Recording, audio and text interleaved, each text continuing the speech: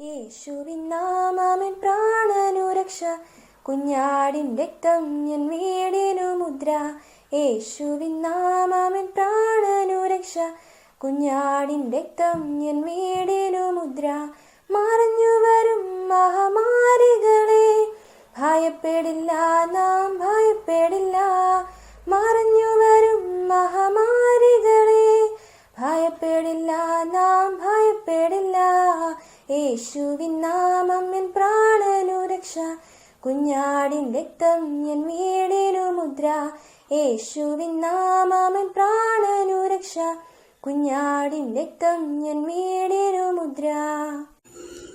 ദൈവവചന ചിന്തകൾ കേൾക്കുന്ന എല്ലാ മാന്യ ശ്രോതാക്കൾക്കും ക്രിസ്തീയ വന്ദനം. കൊരിന്ത്യർക്ക് എഴുതിയ 1-ാം ലേഖനം 7-ാം അധ്യായം 15-ാമത് വചനം. ആ വാക്യത്തിൽ ഇങ്ങനെ കാണുന്നു: അവിശ്വാസി വേർപിരിയുന്നു എങ്കിൽ പിരിയട്ടെ. ഈ വകയിൽ സഹോദരനോ സഹോദരിയോ ബദ്ധരായിരിക്കുന്നില്ല. എന്നാൽ സമാധാനത്തിനായി ജീവിപ്പാൻ ദൈവം നമ്മെ വിളിച്ചിരിക്കുന്നു എന്ന പദമാണ്.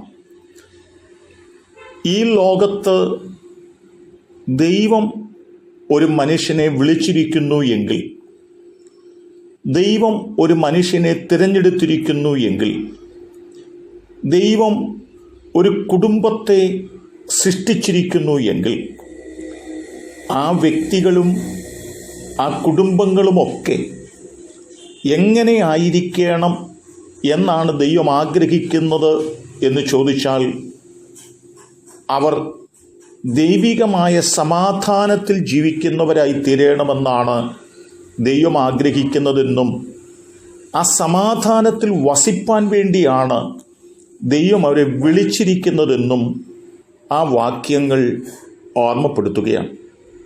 എന്നാൽ കുടുംബങ്ങൾക്കകത്ത് വ്യത്യസ്തമായ ദൈവിക ചിന്താഗതികൾ ആളുകളിൽ ഉണ്ടാകുവാൻ സാധ്യതയുണ്ടെന്നും,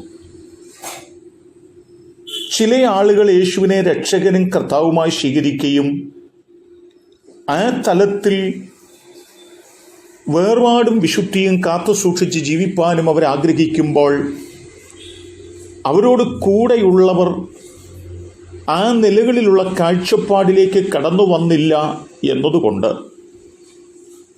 അവരിൽ നിന്ന് അകന്നു പാർക്കുവാൻ നിങ്ങൾ തീരുമാനമെടുക്കുവാൻ പാടില്ല എന്നോർമ്മപ്പെടുത്തുകയാണ്. കാരണം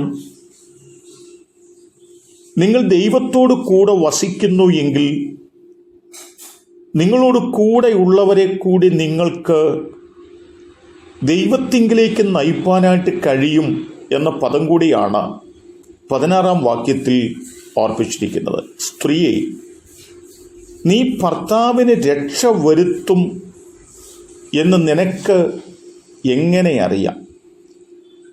അതേ ചോദ്യം പുരുഷനോടും ചോദിച്ചിട്ടുണ്ട്.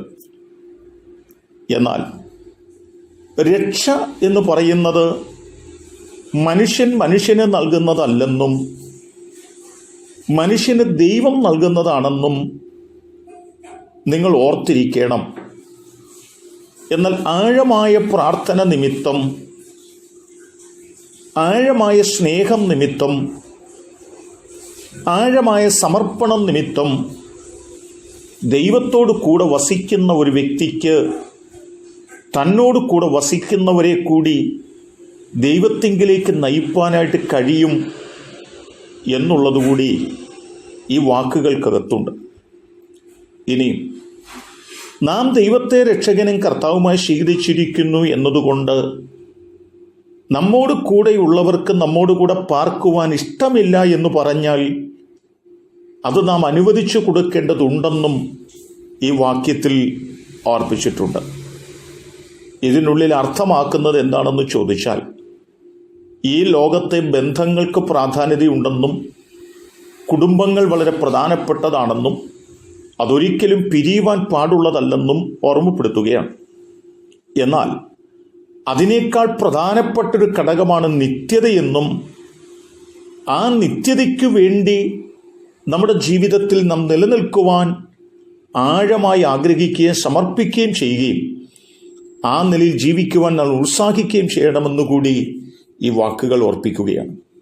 ആകയാൽ എന്നെ കേൾക്കുന്ന പ്രിയപ്പെട്ടവരെ, കുടുംബങ്ങളുടെ മൂല്യം കാത്തു സൂക്ഷിക്കുകയും അപ്പോൾ തന്നെ നമ്മുടെ നിത്യത നഷ്ടപ്പെടാത്ത നിലയിൽ നമ്മുടെ ജീവിതത്തിൽ നമുക്ക് നിലനിൽപ്പാനും കഴിയേണ്ടതിന് പ്രാർത്ഥനയിൽ മുന്നേറാം. അതിന് ദൈവം നമ്മെ സഹായിക്കട്ടെ.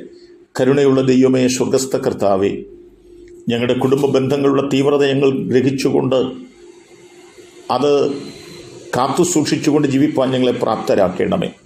ഇപ്പോൾ തന്നെ അതിലുപരിയായി നിത്യതയെക്കുറിച്ചുള്ളൊരു കാഴ്ചപ്പാട് ഞങ്ങളെ ഭരിപ്പാനും ആ നിത്യത ഞങ്ങൾക്ക് സ്വന്തമാക്കുവാനും കൃപ നൽകണം. യേശു കർത്താവിൻ നാമത്തിൽ തന്നെ ആമേൻ.